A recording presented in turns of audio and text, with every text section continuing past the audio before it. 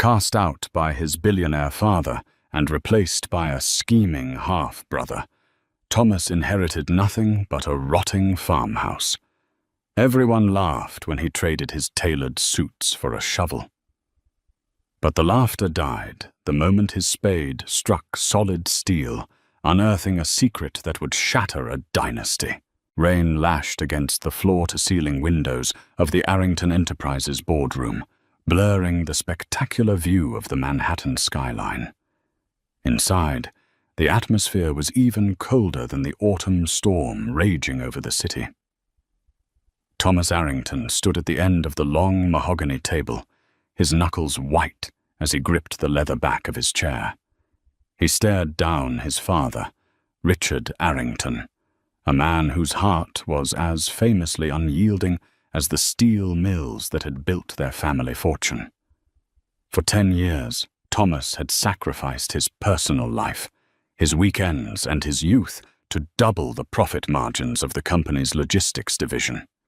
He had done everything right, played by every rule, and desperately sought the approval of a father who viewed affection as a depreciating asset. Yet none of it mattered. Seated to Richard's right was Simon, Thomas's younger half-brother. Simon wore a pristine designer suit and a smirk that barely concealed his profound arrogance. Simon had spent his 20s drifting through European resorts and racking up scandals that the family's public relations team had to bury. Now, inexplicably, he was being handed the keys to the kingdom. Richard adjusted his gold tie clip, refusing to meet Thomas's eyes. He spoke in a flat, corporate monotone that made the absolute destruction of his son's future sound like a minor quarterly adjustment. The board has reached a consensus, Thomas. Effective immediately, Simon will be stepping in as the Chief Operating Officer of Arrington Enterprises. You will surrender your company credentials, your equity shares as outlined in the restructuring clause you signed last year, and the keys to the penthouse. Thomas felt the air leave his lungs. He had signed that restructuring clause under the explicit promise that it was a mere formality for tax purposes. It was a trap, meticulously laid by his own flesh and blood. "You're stripping me of everything?" Thomas's voice trembled with a mixture of rage and profound disbelief. After a decade of building this division, while Simon was busy making tabloid headlines, you are handing him a company he doesn't know how to run. Simon has a modern vision, Richard countered coldly, finally looking up. His eyes were devoid of any paternal warmth. You are a competent manager, Thomas, but you lack the ruthless edge this family requires to survive the next century. Furthermore, your continued presence would only undermine your brother's authority. You are severed from this family. Do not contact us. Do not expect a cent from my estate." Simon chuckled softly, leaning back in his chair and steepling his fingers. "Don't look so heartbroken, Tommy. I'm sure you'll land on your feet. Maybe you can find a nice middle management job in Ohio." Without another word, Thomas turned and walked out of the glass-walled boardroom. He did not pack up his desk.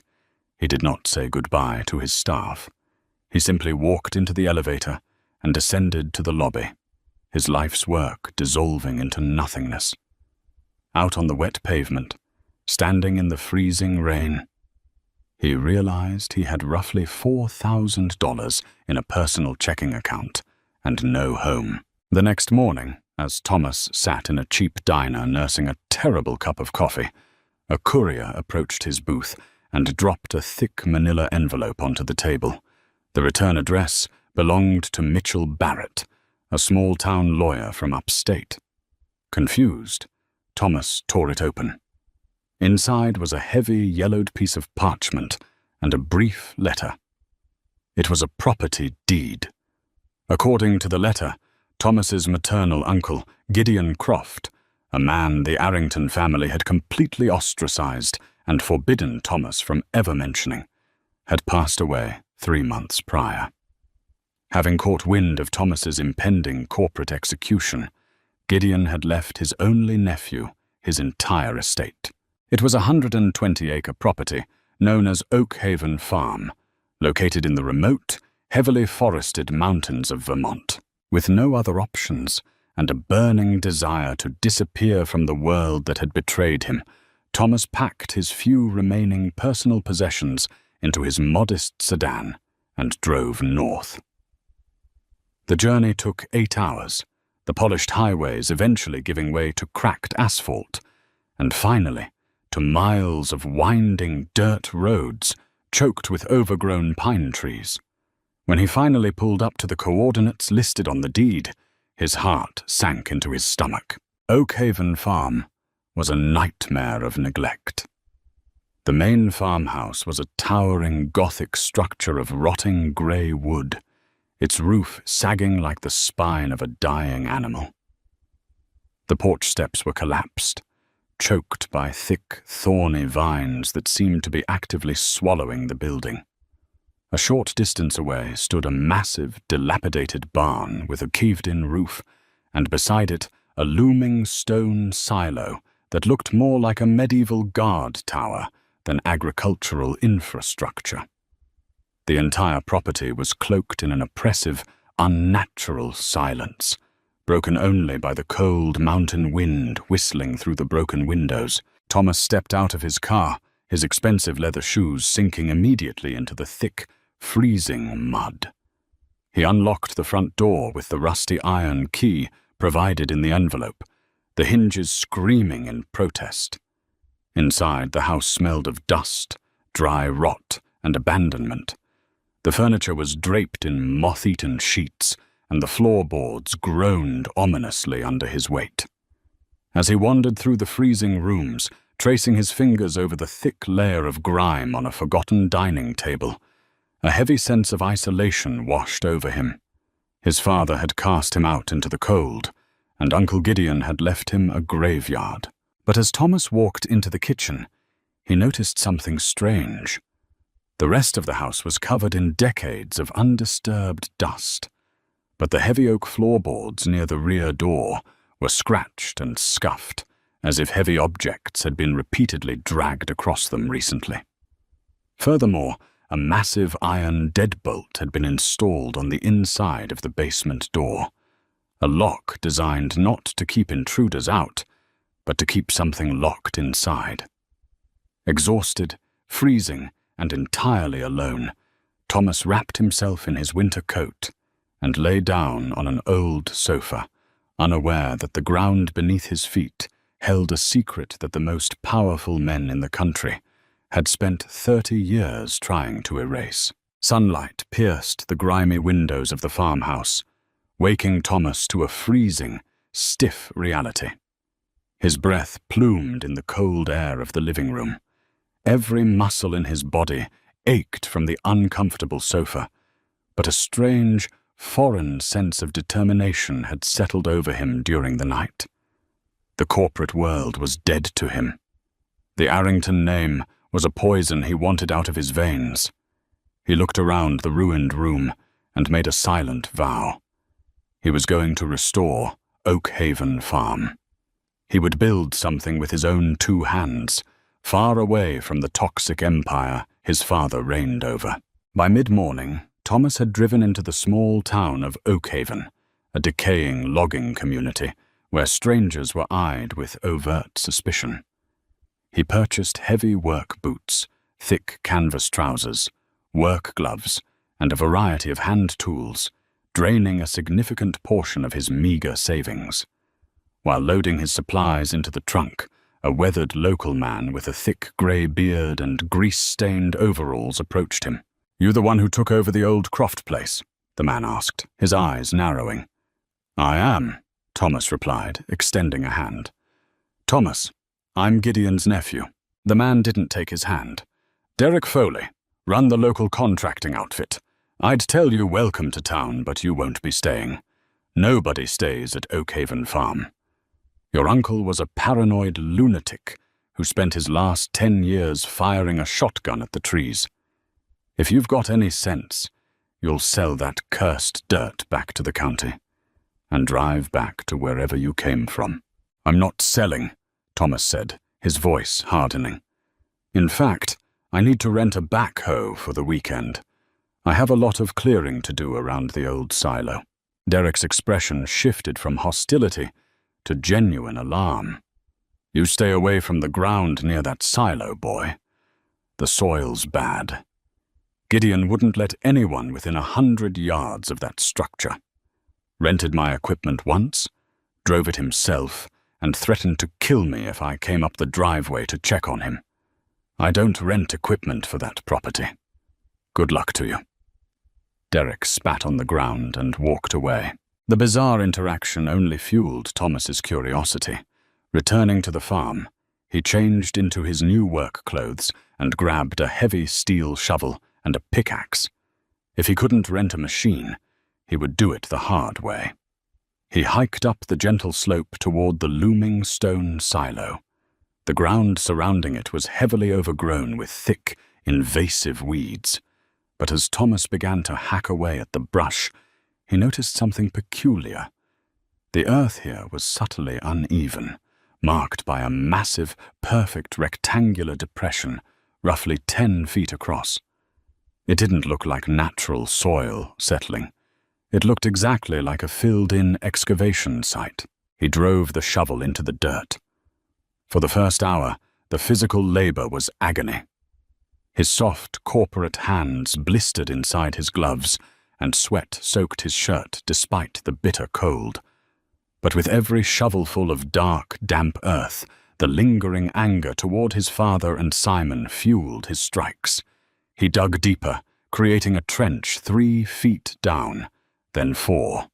Just as the sun began to dip behind the tree line, casting long, eerie shadows across the farm, his shovel struck something hard. It wasn't a rock.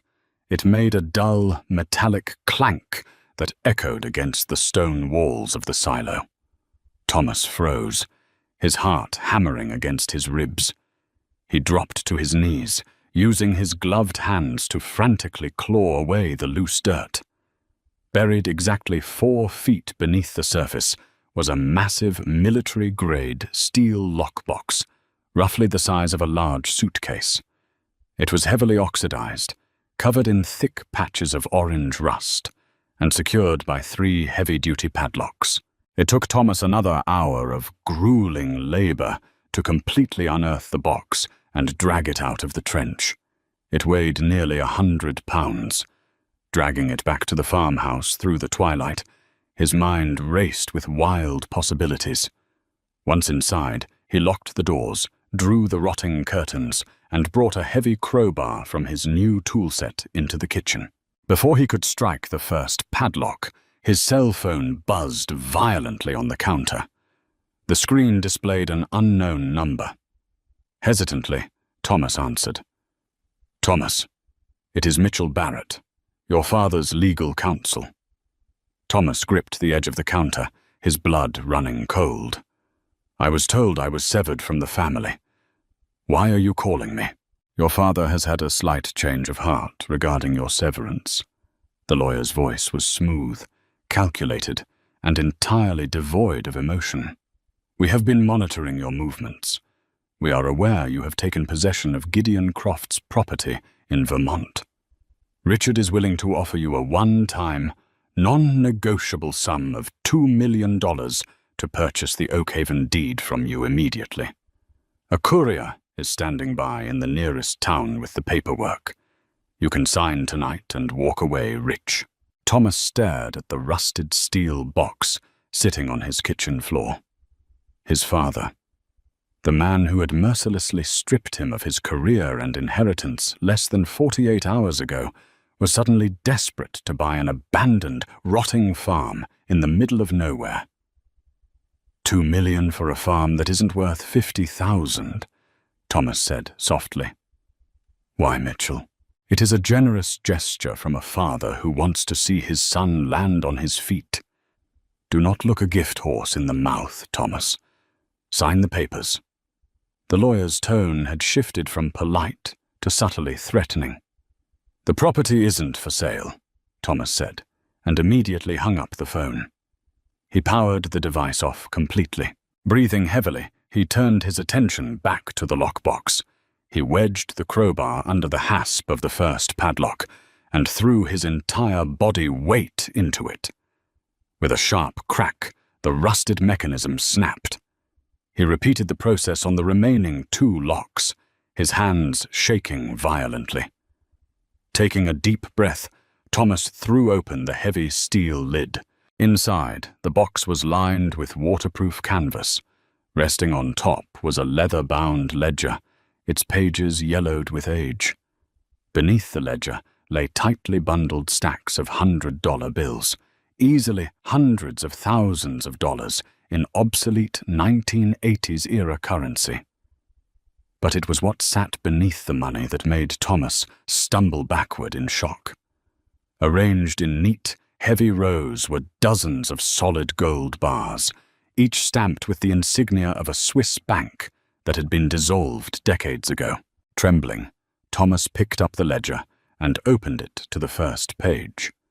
It was filled with meticulous, handwritten notes detailing offshore account numbers, bribe payments made to federal judges, and blackmail material. And at the very top of the page, in Uncle Gideon's unmistakable handwriting, was a single, terrifying sentence. "The Arrington Empire is built on blood, and I have buried the proof where Richard will never find it." Hours vanished as Thomas sat paralyzed on the cold kitchen floor, the glow of a solitary flashlight illuminating the yellowed pages of Gideon's ledger. With every turn of the page, the pristine, untouchable image of Arrington Enterprises crumbled into a grotesque mosaic of extortion, bribery, and blood. According to the meticulously dated entries, his father, Richard Arrington, had not built his empire through shrewd logistics and aggressive shipping contracts. Instead, the initial capital, the seed money that launched the entire dynasty, had been ruthlessly siphoned from a catastrophic pension fund collapse in the late 80s. Gideon's handwriting, sharp and precise, detailed how Richard had systematically destroyed the lives of hundreds of workers. There were names, dates, and account routing numbers linking Richard to offshore Cayman accounts. Worse still were the records of payoffs. Thomas read with mounting horror as he recognized the names of powerful, supposedly untouchable figures. U.S. District Judge Leonard Hastings, who had inexplicably dismissed a federal probe into the company in 1995, and William Prescott, a rival developer whose private plane had crashed under highly suspicious circumstances just days before a major merger. Gideon had been Richard's chief financial architect during those early years, the silent partner who manipulated the numbers. But when Gideon discovered the plane crash had been orchestrated by Richard's hired fixers, he had gathered the evidence, stolen the gold bars as collateral, and fled to Oakhaven Farm, feigning paranoid schizophrenia to keep the family's assassins at bay. A sudden, sharp crunch of gravel outside shattered the deathly silence of the farmhouse. Thomas instantly switched off the flashlight, plunging the kitchen into absolute darkness. He crept toward the grime-caked window and peered through a narrow slit in the rotting curtains. 2 matte black luxury SUVs had extinguished their headlights and were idling silently at the bottom of the muddy driveway. 4 men stepped out into the freezing rain. They did not look like local law enforcement or inquisitive neighbors. They wore dark, tactical jackets, and in the pale moonlight, Thomas caught the distinct, terrifying metallic gleam of suppressed firearms hanging by their sides. Mitchell Barrett's phone call had not been a mere negotiation. It had been a geolocation trace. His father had sent a cleanup crew. Panic seized Thomas's chest, tight and suffocating. He had nowhere to run. His sedan would never outpace those vehicles, and the surrounding woods were pitch black and freezing. His eyes darted desperately around the dark kitchen until they landed on the heavy iron deadbolt securing the basement door. Gideon's final secret. Moving with agonizing slowness to avoid creaking floorboards, Thomas grabbed the heavy canvas bag from the lockbox, stuffing the ledger, the cash, and as many gold bars as he could carry inside. He slung it over his shoulder, the immense weight nearly pulling him off balance, and gripped his steel crowbar. He unlocked the deadbolt, slipped into the pitch-black stairwell, and silently pulled the heavy oak door shut, locking it from the inside just as he heard the front door of the farmhouse violently splinter open. Heavy, muffled footsteps immediately began echoing above him. The men were sweeping the house, their suppressed flashlights cutting through the floorboards. Thomas descended the wooden stairs, feeling his way down into the frigid, damp darkness of the basement. The air here was thick and metallic. Reaching the bottom, he turned on his flashlight, shielding the beam with his hand. The basement was not a simple dirt cellar. It was a reinforced concrete bunker.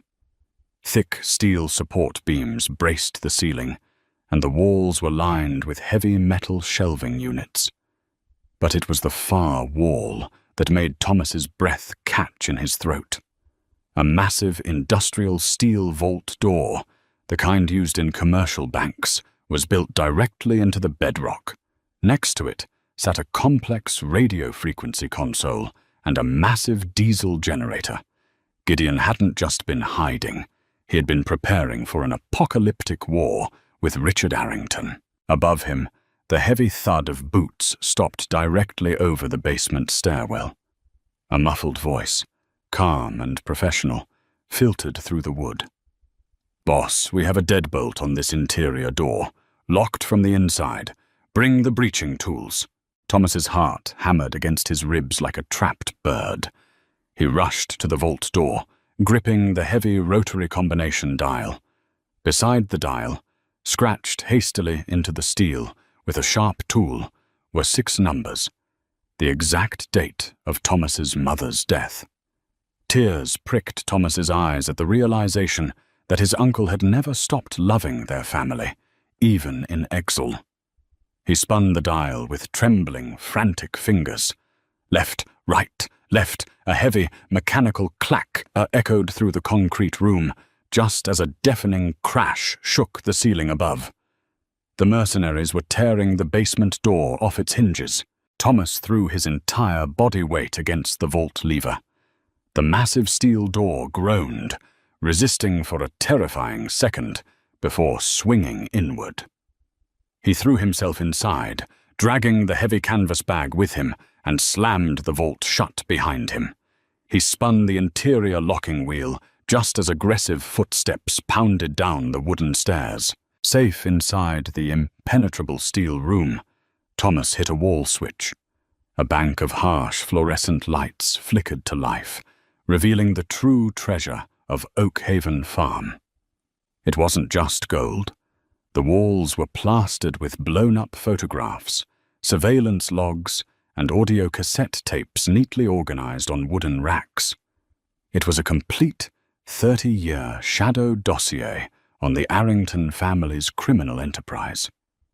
And sitting in the center of the room on a metal desk was a vintage, hard-wired rotary telephone connected directly to a buried underground copper line, a secure line that bypassed modern cellular towers completely. Thomas picked up the receiver. There was a dial tone. A slow, dangerous smile crept across his face. He was no longer the victim. He was the executioner. Dawn broke over the Manhattan skyline 3 days later, painting the glass facades of the financial district in hues of triumphant gold. Inside the grand ballroom of the Plaza Hotel, the atmosphere was electric. Richard Arrington was hosting the most significant press conference of his career to announce Arrington Enterprises' multi-billion-dollar merger with a European logistics conglomerate. The room was packed with hundreds of elite investors, politicians, and aggressive financial journalists. Simon Arrington stood at the podium, wearing a bespoke silk suit, basking in the flashbulbs of the press as he prepared to officially accept his role as Chief Operating Officer. "Today marks a new era for our family and our company," Simon projected into the microphone, his voice dripping with rehearsed charisma. "We are leaving the old ways behind and stepping into a future built on transparency, innovation, and global synergy." Richard sat off to the side in a velvet armchair, nodding approvingly. For the first time in decades, the billionaire felt completely secure. The cleanup crew had reported that Oakhaven Farm was abandoned, the basement vault impenetrable but silent. Thomas had seemingly vanished into the wilderness, too terrified to ever show his face again. "Excuse me, Simon, a question about transparency," a voice boomed from the back of the ballroom. The murmuring crowd parted like the Red Sea. Striding down the center aisle, flanked by 4 heavily armed U.S. Marshals and 2 grim-faced federal prosecutors, was Thomas. He was no longer wearing the muddy canvas work clothes of a frightened exile. He was dressed in a razor-sharp charcoal suit, his posture radiating an icy, unstoppable authority. In his right hand, he held a sleek black tablet. Simon's arrogant smirk faltered, his face draining of color. "Security!" Simon yelled into the microphone, his voice cracking.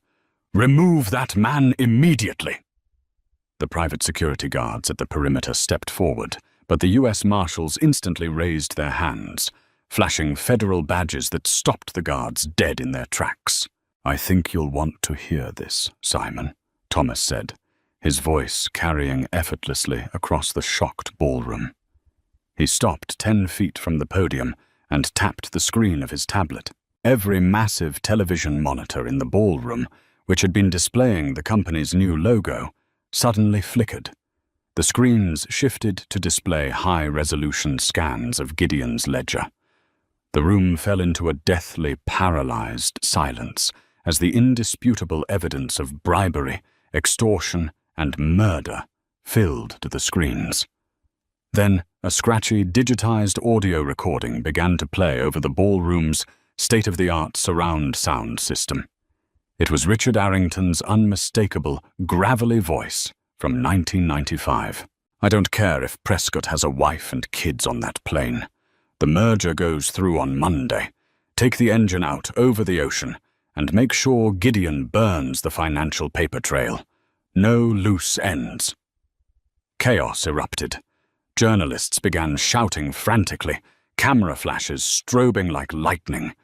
Investors leaped from their chairs in sheer panic, pulling out cell phones to frantically dump their Arrington stock before the market realized the company was a criminal front. Richard Arrington shot up from his chair, his face purple with absolute fury. "This is a fabrication, an AI deepfake. Thomas, you ungrateful, pathetic disappointment. I will see you rot in a federal penitentiary for this." Thomas stepped closer, his expression perfectly calm, a predator looking at trapped prey. "Actually, Richard, you're the one going away. You sent armed men to a property you didn't own. You violated a dozen federal RICO statutes, and I didn't come alone." From the shadows of the exit doors, Jonathan Weaver, the most feared United States attorney in the Southern District of New York, stepped forward with a squad of FBI agents. Weaver held up a thick stack of warrants. "Richard Arrington, you are under arrest for conspiracy to commit murder, racketeering, and wire fraud. Simon Arrington, you are under arrest for accessory after the fact and corporate embezzlement." Simon backed away from the podium, his hands raised, tears welling in his eyes as he threw his father under the bus. "I didn't know. I swear I didn't know anything about the plane or the pension fund deals. He forced me into this." Richard stared at his youngest son in absolute disgust, realizing his legacy was entirely destroyed. Handcuffs were violently slapped onto Richard's wrists, pulling his arms behind his back. As the FBI dragged the screaming billionaire down the aisle, Richard locked eyes with Thomas one last time. There was no apology in his eyes, only the devastating realization that the son he had discarded had completely outplayed him. "You ruined the family name," Richard spat venomously as they dragged him past. "No," Thomas replied softly, adjusting his jacket. "I purified it."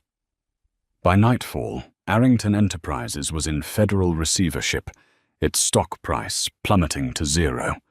Simon, unable to cope with the reality of prison, had turned state's evidence, sobbing in an interrogation room as he confessed to every white-collar crime he had committed over the last decade. 6 months later, spring had finally come to Vermont. Thomas stood on the porch of the newly restored Oakhaven farm. The rotting wood had been replaced, the invasive vines cleared away, and the massive stone silo now proudly overlooked a beautiful, thriving apple orchard. With the legally acquired Swiss gold and the massive whistleblower bounty he received from the SEC, Thomas had transformed his uncle's lonely fortress into a breathtaking estate. He took a deep breath of the crisp mountain air, watching the sunrise over the pines. He had lost a toxic empire, but as he looked out over his land, completely free and fiercely independent, Thomas knew he had finally found his true inheritance. If you loved this story of ultimate revenge, hidden secrets, and jaw-dropping family drama, hit that like button right now.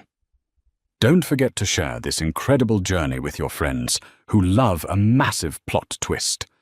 Subscribe to our channel and ring the notification bell so you never miss out on our thrilling real-life dramatic tales. Leave a comment below.